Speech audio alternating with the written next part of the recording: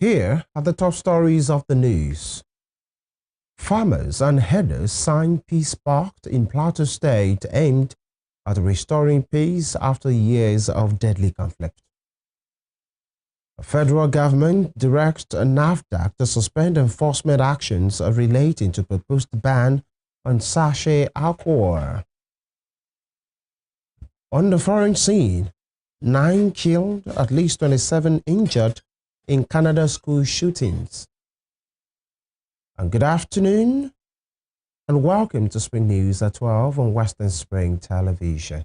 I am Femi Ojo.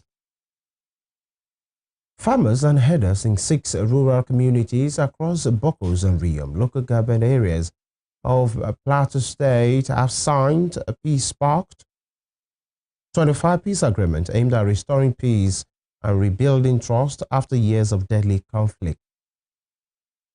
The agreements were reached by men and women drawn from the communities of Sha, Bum, and Sup, where recurrent clashes have claimed many lives and led to the destruction of property. The peace accord followed a series of dialogue and reconciliation engagements facilitated by the Institute for Integrated Transitions as part of efforts to strengthen social cohesion and find lasting solutions to violence in fragile, conflict-affected rural communities. The participant and senior district head from Bokos local government area, Lazarus David, described the peace process as timely and critical given the scale of challenges faced by the communities. According to him, the organizers succeeded in bringing the communities together at the grassroots levels through sustained engagement. Gunmen have kidnapped 15 travelers along the Utokon-Opoga Road in Benue State. The travelers were in a bus plying the road situated in Utokon Axis, Ado, local government area of the North Central State before the gunmen struck. The incident happened around 7 p.m. on Monday along the road linking Ado and Opoku local government areas of Benue State. According to the chairman of the Oju local government area, Jackson Ominyi, the incident involved 16 persons while 2 were killed, with 2 others were rescued. However, the spokesman of the Benue State Police Command, Udeme Edet, said 1 traveler was killed while 15 others were kidnapped. Edet said the Benue State Commissioner of Police, Ifeanyi Emenari, has again deployed a tactical team to pursue the perpetrators. The incident came barely 48 hours ago after gunmen stormed St. John's Catholic Church, Ojije, in the Utokon district of the North Central State, kidnapping 9 worshippers who were attending a church vigil. And staying with security, troops of the 12th Brigade Nigerian Army have recorded a major operational success on their Operation Igbo Idano 1, clearing a key terrorist camp in Kogi State and recovering arms and ammunition. In a statement posted on its official X account on Wednesday, the Army said the operation dealt a decisive strategic blow to a notorious terrorist network linked to Kachala Ibrahim and Shaibo. The Army said the troops advanced through dense forest, difficult terrain, and multiple riverine obstacles, displaying exceptional resilience, professionalism, and tactical discipline despite severe movement constraints caused by falling trees and marshy ground. The operation was led by the Commander 12th Brigade, Brigadier General Qasim Umar Sidi. According to the statement, troops dismounted and advanced on foot to achieve a tactical surprise and operational dominance maneuver that enabled them to penetrate deep into terrorist enclave, resulting in the complete clearance of the camp. Although the terrorists fled on sighting the advancing troops, the Army said a thorough exploitation of the objective led to the recovery of significant quantities of arms and ammunition. In other news, the Senate has amended the Electoral Act to permit the electronic transmission of election results, leaving safeguards to address potential technical challenges. The decision follows the upper chamber's move today to rescind its earlier position, which had rejected the compulsory electronic transmission of results from polling units to the Independent National Electoral Commission's result viewing portal, IREV. Following the new amendment, the Senate approved electronic transmission without a real-time phrase as part of the electoral process, but stipulated that there where internet connectivity fails, the Form EC8A will remain the primary instrument for result collation. The proposal, however, sparked concerns among lawmakers, particularly over the reliance on Form EC-8A as the primary source of the election result where disputes arise. The upper chamber also appointed a 12-member conference committee to harmonize differences between its version of the amendment bill and that of the House of Representatives. Meanwhile, Senate President Godswill Akpabio says President Bola Tinubu is expected to sign the bill into law this month. Meanwhile, the President of the Senate, Godswill Akpabio, has congratulated senators following the Court of Appeal judgment upholding the 6-month suspension for Senator Natasha Akpogio-Uduaghan in March 2025. Akpabio made the remarks at the commencement of an emergency plenary session yesterday. The Court of Appeal sitting in Abuja ruled that the Senate acted within its constitutional powers in suspending Senator Akpogio-Uduaghan over alleged misconduct. In a unanimous judgment, the 3-member panel of the Appellate Court held that Akpogio-Uduaghan's parliamentary privilege and constitutional rights were not breached by the suspension. Addressing lawmakers, Senator Akpabio said the court's verdict judicially confirmed that the lawmakers had the power to sanction any erring colleague for unruly behavior. But I must congratulate the Senate of the Federal Republic of Nigeria for the landmark decision of the Court of Appeal delivered on Monday, which affirmed that your rules are corollaries from the Nigerian Constitution and that the standing orders of the Senate must always be obeyed. Any community without law and order will live in anarchy.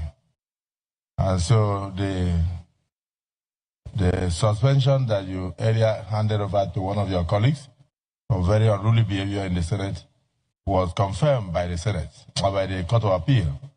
So I would say judicially confirmed by the Court of Appeal. And the Court of Appeal went further to say that you have the powers to discipline any erring officer of government. So I said I should just mention that. Congratulations. Now talking politics, the National Secretary of the African Democratic Congress, Rauf Arabeshala, has disclosed that the ADC is targeting at least 14 million registered members throughout the country as part of an aggressive expansion drive to reposition the party as a major political force in Nigeria. He disclosed this during a Southwest stakeholders meeting held at the Kakamfo Inn, Ring Road in Ibadan, the Oyo State capital, on Tuesday. The former Oyo State governor explained that the party was embarking on a deliberate membership mobilization exercise aimed at attracting committed Nigerians dissatisfied with the current political order. The ADC chieftain added that the long-term membership projection of the party was ambitious but achievable with coordinated grassroots mobilization.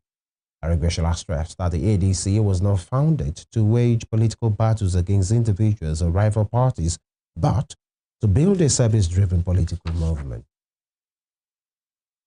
The Minister of the Federal Capital Territory, Nyesom Wike, says President Bola Tinubu's intervention in the political crisis involving Rivers State Governor Siminalayi Fubara would be the final time the president will step in to resolve the dispute. Wike stated these while speaking with journalists after inspecting ongoing infrastructure projects in the FCT, shortly after the president brokered a fresh peace move between him and Fubara at the presidential villa in Abuja on Sunday night. Addressing questions on the Rivers crisis, Wike said the president acted in his capacity as a father figure and peacemaker, but stressed that such intervention should not become a recurring issue. And the chairman of the Economic and Financial Crimes Commission, EFCC, Olaolu Olukoyede, has expressed concern over inadequate funding, warning that it will hamper the Commission's inability to effectively carry out its mandate. Olukoyede made this known while appearing before the Senate Committee on Anti-Corruption and Financial Crimes chaired by Senator Emmanuel Udende to present the EFCC's expenditure performance for the 2025 fiscal year and his budget proposals for 2026. According to him, only 50% of the Commission's capital allocation was released, a situation he said has affected critical operations. It disclosed that contractors handling EFCC projects have not been paid, while licensed providers essential to the Commission's investigative work are also yet to be serviced. The EFCC chairman further noted that the federal government operates an envelope budgeting system which restricts agencies to predetermined spending limits. Olukoyede also appealed for an upward review of the EFCC's overhead costs to enable the agency function more efficiently. So the total budget proposed for year 2026 is 88,569,539,065 naira. Now,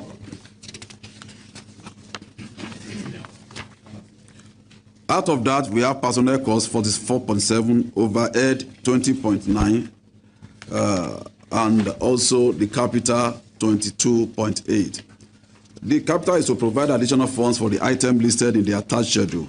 Meanwhile, payments for the capital project executed by contractors in year 2025, and like I said earlier, distinguished members, which have been proposed to Office of Accountant General of the Federation, are yet to be made. This leaves the possibility of projects being abandoned by our contractors. Permit me to quickly mention as I round off the issue of severance liability. The Commission currently has an outstanding severance benefit liability due to 32 retired officers in the gross sum of 3,853,718,437.74. Year 2023, we had an outstanding severance package of 905 million. Year 2024, we had 1.4 billion. Year 2025, last year, we had 1.4 billion. And of course, year 2026 is still, we are still trying to put that figure together. Therefore, craving indulgence of this committee for an upward review of our overhead proposal to accommodate the severance benefit of staff who serve this nation meritoriously to the amount that we had earlier said. In conclusion, distinguished chairman, vice chair, and distinguished members of this committee, once more, I wish to reiterate the Commission's gratitude to this distinguished committee for its invaluable support in the performance of our duties over the years and modest achievement through the years. I thank you for your attention. In other news, the federal government has directed the National Agency for Food and Drug Administration and Control, NAFDAC, to suspend all enforcement actions related to the proposed ban on sachet alcohol and 200 ml PET bottle alcohol products. The government also warned the agency to immediately stop selling factories and warehouses over the issue. The directive was contained in a statement issued on Wednesday in Abuja by the Special Advisor on Public Affairs to the Secretary of the Government of the Federation, Terence Kwanum. Kwanum said the order followed a joint intervention by the Office of the Secretary to the Government of the Federation and the Office the National Security Advisor, which raised concerns over the security implications of continued enforcement in the absence of a fully implemented national alcohol policy.